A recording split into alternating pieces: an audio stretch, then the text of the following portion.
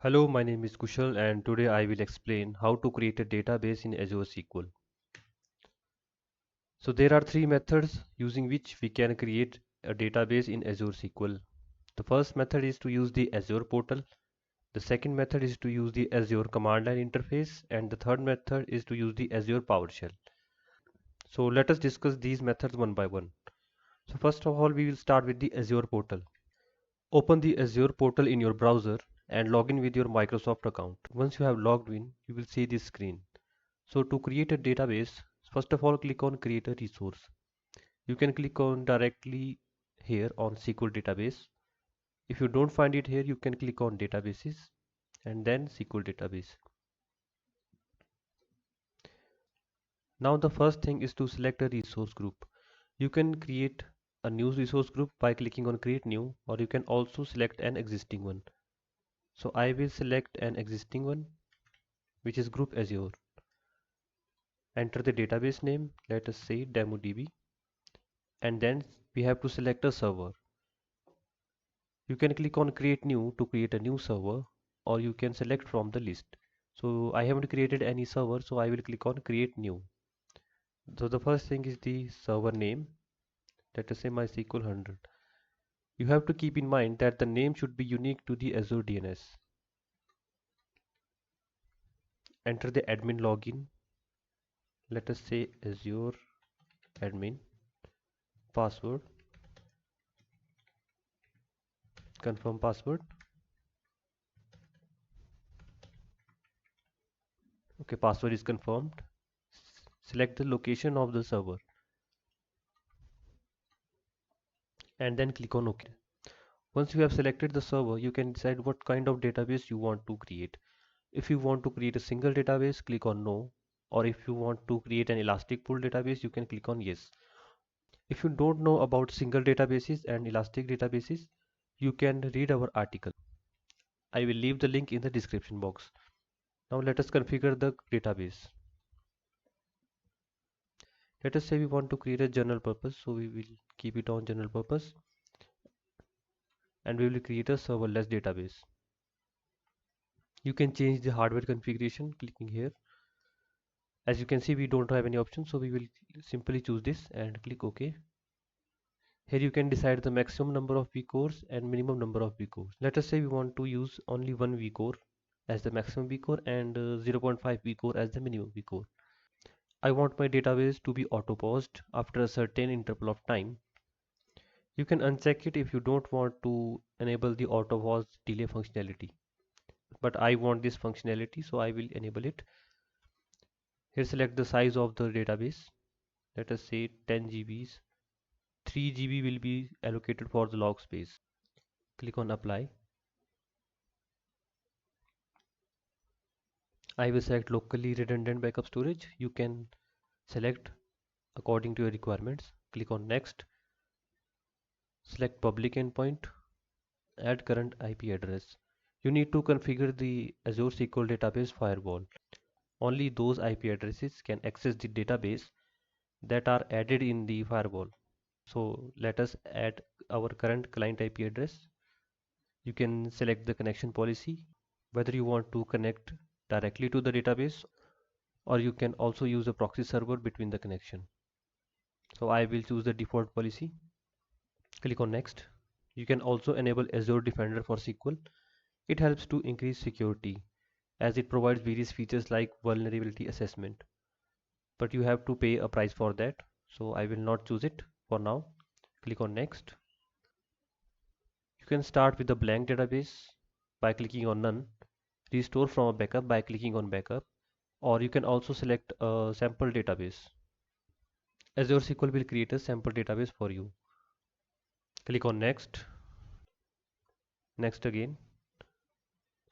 You can review your database here. If you want to change something, you can change. Once you have reviewed all the details, you can click on create. It will take some time to create a database, so I will meet when the database will be deployed. Okay, so now database is created. Now let us query this database. Go to home, click on SQL databases, your database. and select Query Editor window. You can use either the SQL Server authentication or you can also use the Active Directory authentication. So for now I will use the SQL Server authentication and provide the login credentials that I created. So these are the things that are created by Azure SQL as the sample database. And you can execute the query in this window. So that was all about the first method. Now let us use the second method, which is Azure CLI. To access the Cloud Shell in Azure portal, you can click on this link. It will open a Cloud Shell for you. You can also go to this link, which is shell.azure.com, to open the Cloud Shell. You can follow our article on how to create a single database in Azure SQL. I will leave the link in the description box. So the first step is to set the parameter values. Copy this code and then paste it in Notepad, and you can change those parameter values according to your requirements. I have already changed this, so I will copy this code and paste it in the Cloud Shell. Remember one thing, that this should be on Bash, not in PowerShell, because we are executing Bash commands. Paste the commands here, enter. The parameters are now set. The next step is to create a resource group. I have already created a resource group, so I will not create a new one. Next is to create a server. Copy this code to create a server and paste in the Bash. Press enter. It will take some time to create the server. We have supplied the server name, resource group name, location, and the admin credentials to create the server. Okay, so it is saying that this name is already taken. Let us choose a different name now. Go to Notepad. Let us say this 10,000. Copy this and paste into the Bash and enter. Now let us again try to create the server. Copy this and paste this code in the Bash. Press enter. It will take some time. Okay, so now the server is created. The next step is to create a firewall rule. Copy this code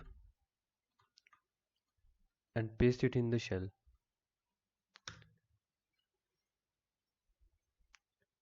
Firewall rule is created. Now let us create the database. Copy this code to create the database and paste it in the shell. Let us see if the database is created or not. It will take some time. The commands are executed successfully. Let us see in the Azure portal if the database is created or not. Close this terminal. Go to Home, SQL Databases. Here you can see you have created a database successfully. Click on Database, Query Editor Preview. Let us try to log in into the database. Click on OK.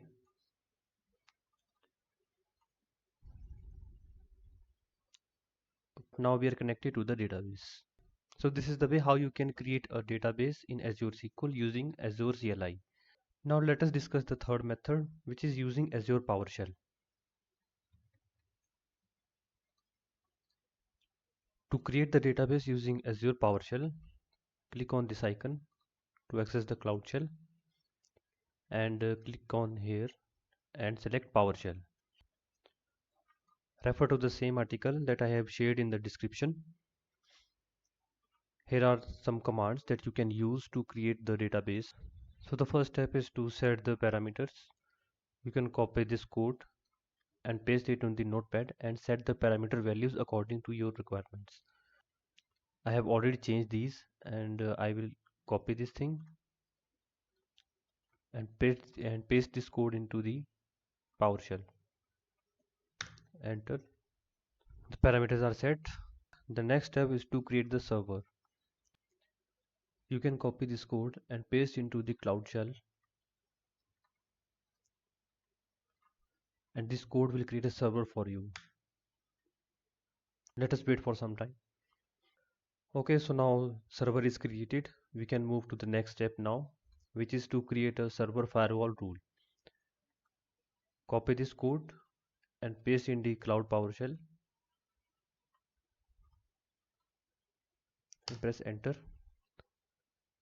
This code will create a firewall rule for you. The next step is to create a new database. Copy this code and paste it into the Cloud PowerShell, and your database will be created. Let us wait for some time and see if the database is created or not. The command is executed. Refresh the Azure portal. Click on SQL databases and you can see that the database is created. Click on database. Click on query editor and let us log in into the database. Enter the login credentials and click on OK. So it is saying that this IP cannot access the database. Click on whitelist IP to add this IP to the firewall whitelist.